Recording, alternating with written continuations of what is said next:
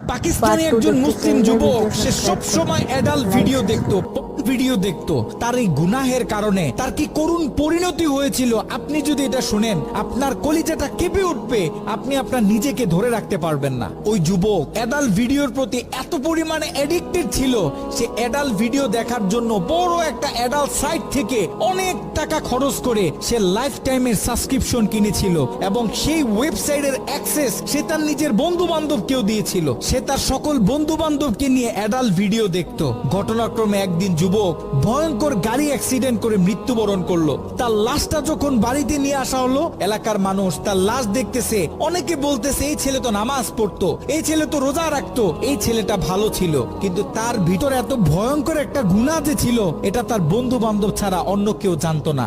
সকলে মিলে তাকে দাফন করে যখন বাড়িতে চলে আসলো, ওই ছেলের মা গভীর রাত্রে মোনাজাতে আল্লাহর কাছে দোয়া করতে